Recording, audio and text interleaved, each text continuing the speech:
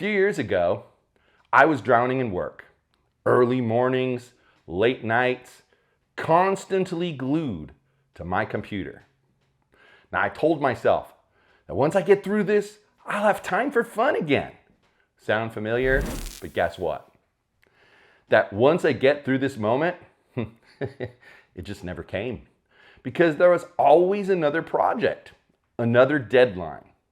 It wasn't until I hit full-on burnout, and I'm talking mentally exhausted, physically wiped out, and honestly, just not enjoying anything, that I realized I had it all wrong. You see, hobbies, they weren't just something I should fit in when I had time. They were something I needed to make time for now if I wanted to actually enjoy life instead of just checking off to-do lists. So let's get real. When people say, I don't have time for hobbies, what they really mean is this: I don't prioritize hobbies. You see, what you prioritize is what's important to you. Now, I get it. Between work, family, errands, and that seemingly never-ending to-do list, it's really easy to feel like there's just no time left for personal interests.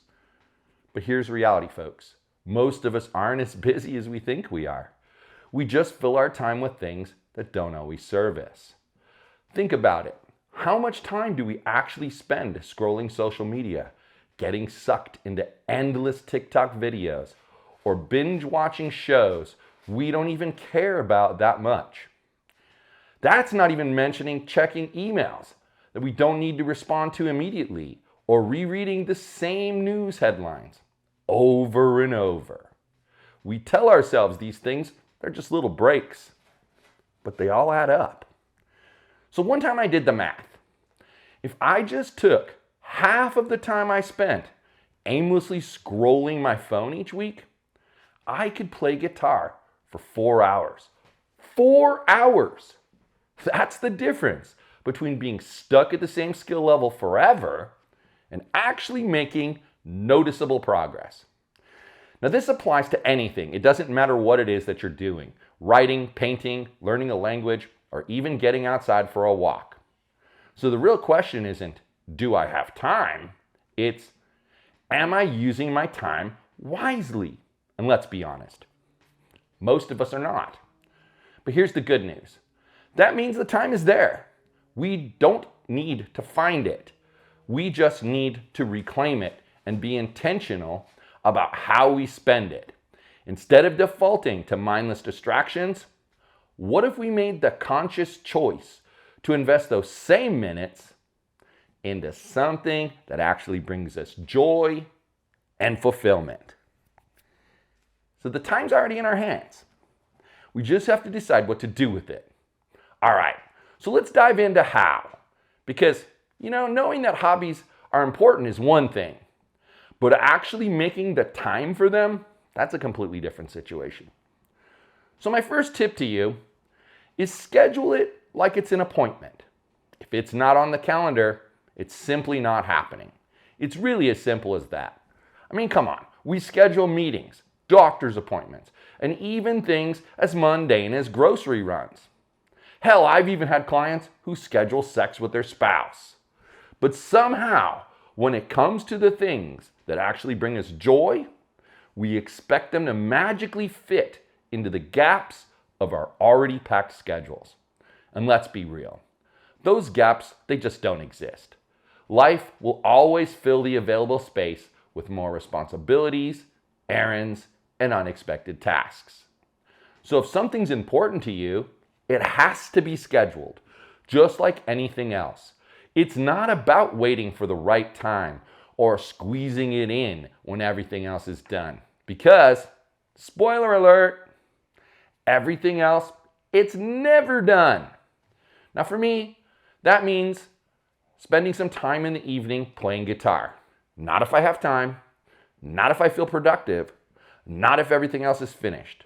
It has to be on my schedule, just like any work meeting or appointment. But you know what happens when you schedule your hobbies? You actually do them.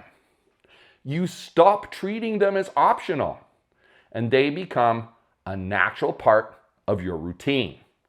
It's just simply a mindset shift. Once something is in the calendar, it feels like a commitment rather than a wishful maybe. So whether it's reading, painting, learning a new skill, or just taking a walk to clear your mind, put it on the calendar. Protect that time like you would any other important obligation. Because you know what? Honestly, your happiness, it is an important obligation. Now, my second tip is the power of the 10-minute rule. And I want you to pay attention here. One of the biggest lies that we tell ourselves is I need a big chunk of time to enjoy a hobby. No, you don't. The idea that you need hours of uninterrupted time to make meaningful progress is what keeps so many people from ever starting in the first place. But here's the truth, folks. 10 minutes, that's all you need. 10 minutes is enough. I know, it sounds almost too simple, right? Think about it. 10 minutes every day adds up to over 60 hours in a year. 60 hours. That's the difference between I wish I had time and wow, look at how much I've improved. It's not about how much you can do at once.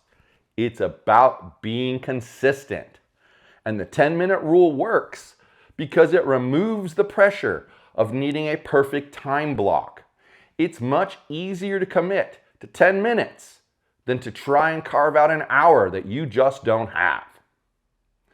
So what does this look like in action? You're probably wondering. Well, if you want to write, set a timer for 10 minutes and just brain dump ideas. No pressure to be perfect, just write. Over time, those 10-minute bursts are going to turn into a fully developed piece. You want to learn an instrument like the guitar? Well, instead of waiting for a free hour that just never comes, just play one song a day. 10 minutes of practice can drastically improve muscle memory and technique. You want to paint? That's a fun thing. Start a quick sketch, even if it's just the rough outline of an idea. Creativity always builds on itself, and those 10 minutes can turn into a completed piece over time. You want to exercise? Do 10 minutes of stretching, body weight exercises, or short walk. 10 minutes a day is better than an hour you never get around to. And you see, this is something that I have to learn because I need to do my cardio. So from now on, I'm going to schedule it in 10-minute blocks. Now, the beauty of this approach is that once you start, you often end up doing more than the 10 minutes anyway. Because the hardest part is just getting going. But once you break through that initial resistance, momentum takes over. Then there's the guilt trap. Why do we feel bad about doing things that we enjoy? It just doesn't make sense, does it? I mean, it's something we enjoy. But hey, one of the biggest reasons that people struggle to prioritize hobbies, it's guilt. We convince ourselves that if something isn't productive, meaning it doesn't generate income, check something off of a to-do list, or directly benefit someone else, then it's wasted time. But come on, let's be real. When was the last time that you felt guilty about doing chores, about working late, about running errands? I'm going to guess never. Yet somehow, we feel guilty for spending even 30 minutes on something that's actually bringing us joy. Man, that's completely backward. So here's the truth. Hobbies, they don't take time away from your life. They add to it. They make you sharper, more creative, and happier. And people, when you're happier, you show up better in every other area. Your work, your relationships, your responsibilities. Taking time for yourself isn't selfish. It's necessary. Hobbies, they don't have to be solo activities. That's another game changer. Make them social. Make those hobbies social. Come on, if you struggle with being consistent, look for a way to bring another person into the experience. You want to learn a language? Join a conversation group. You want to work out? Get an accountability partner. You want to play chess? Find a friend, join an online community, or hell, reach out to me. We can play online together. For me, learning chess has been way more fun because I play with friends. It keeps me accountable. It makes it feel less like practice and more like a fun social experience. And it turns into something that I actually look forward to.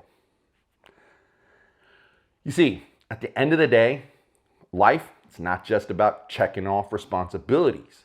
It's about actually living. And hobbies, they're not just extra.